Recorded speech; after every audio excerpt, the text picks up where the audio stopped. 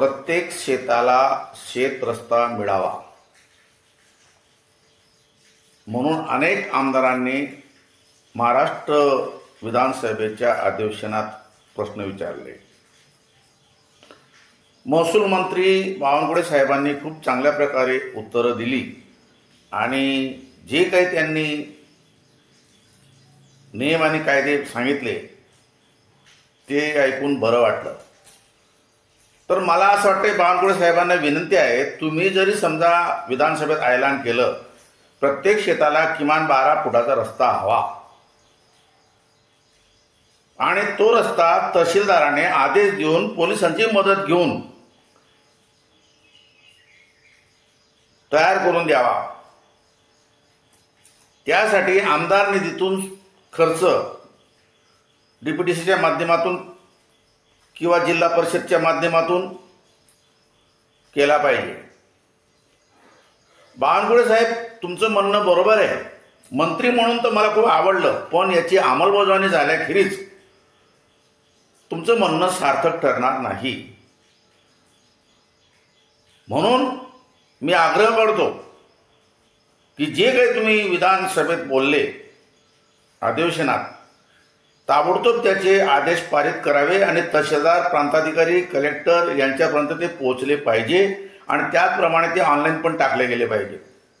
आजही माझ्या जळगाव जिल्ह्यातील शेतकरी दरदर भटकतो आहे तहसीलदारकडे, प्रांताधिकारीकडे, पण ते अधिकारी मात्र त्यांच्याकडे लक्ष देत नाहीत। जर समजा तुम्ही ज्यांना जबाबदारी सोपवलेली आहे तहसीलदार, प्रांताधिकारी यांना, तर त्यांनी त्याची कामाची पूर्ती केली पाहिजे आणि जर ते करत नसतील तर महसूल मंत्र्यांनी याकडे जातीने लक्ष दिलं पाहिजे। आणि म्हणून तुम्ही जे काही बोलले, जे काही नियम आणि कायदे बनवले असाल तर ते तुम्ही GR आणि सरळ सरळ त्या कार्यालयापर्यंत तहसीलदार आणि प्रांताधिकारी पोहोचले पाहिजेत। त्याचप्रकारे तुम्ही जे म्हणतात फक्त 200 रुपयामध्ये तुमची शेतमोजणी करून देण्यात येईल, अहो बावनकुळे साहेब, आम्ही आधीच्या नियमाप्रमाणे जिथे 4,500 रुपये लागतात तिथं आम्ही 18,000 रुपये दिले। जळगाव जिल्ह्यातील जामनेर तालुक्यातील भूमी उपाधीक्षक कार्यालयात डिसेंबर 22 पासून म्हणजे 30 महिने झाले अजून शेतमोजणी करून दिले नाहीत। काय उपयोग तुमच्या कायद्यांचा आणि काय उपयोग तुमच्या मंत्री असण्याचा? याबाबत तुमचे जे मंत्री आहेत संकट मोचन, गिरीश महाजन, यांना आम्ही त्या शेतकऱ्यांना घेऊन 2 वेळा भेटलो होतं म्हटलं भाऊंनी, पण भाऊंना फुरसत नाही। जर समजा त्या विधानसभा मतदारसंघातील आमदार त्या नागरिकांना, त्या शेतकऱ्यांना, त्या मतदारांना मदत करत नसतील तर मला असं वाटतं की तुम्ही खोटं बोलताय। लाज वाटते तुमच्या आमदारपदाची, मंत्रिपदाची। मी स्पष्ट बोलतो, बावनकुळे साहेब, तुम्ही ताबडतोब आदेश द्या आणि याला टाइम लिमिट द्या। जर समजा आम्ही आज अर्ज केला आणि 30 महिने म्हणजे 2.5 वर्ष जर समजा कोणाला शेतमोजणी करून मिळत नसेल, कोणाला शेत रस्ता मिळत नसेल, मग काय त्याने शेती पडू द्यावी का? पडीत असू द्यावर, ते शेतीवर दुसरं काय उत्पन्न आहे का त्या शेतकऱ्याला? तुम्हाला मानधन मिळतं 3-3.5 लाख, तहसीलदार आणि प्रांताधिकाऱ्यांना 2-2 लाख पगार मिळतो। या भूमी अभिलेखमधील अधिकाऱ्यांना, नोकरांना काम न करता पगार मिळतो, झोपा काढायचा, वरून लाचही मिळते। आणि शेतकऱ्यांना काय मिळतं? शेतकऱ्यांना काय मिळतं? तो प्रत्येक ठिकाणी त्याचं शोषण केलं जात आहे। आणि म्हणून तुम्ही जी काही घोषणा विधानसभेत केली मला आवडली, पण त्याची अंमलबजावणी झाली पाहिजे। यासाठी तुम्ही आता पुढील कामाला लागलं पाहिजे।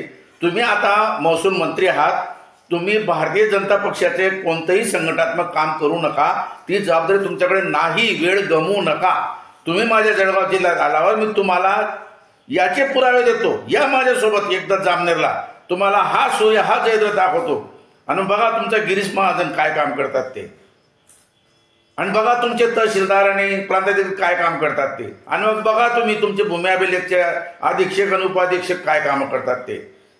बावनकुळे साहेब, या तर खरी जळगावला, तुम्ही अशी जळगावला इतर वेळेला अनेक कामांसाठी आलेले आहेत, पण कशासाठी आले ते मात्र रहस्यमय आहे। ते ठीक आहे, तुमच्या उत्पन्नाच्या साधनाच्या आड मी येत नाही, तुमच्या वसुलीच्या आड मी येत नाही, पण मात्र तुमच्या अधिकाराचा वापर करून शेतकऱ्यांना त्याचा लाभ झाला पाहिजे यासाठी मात्र मी आग्रही आहे.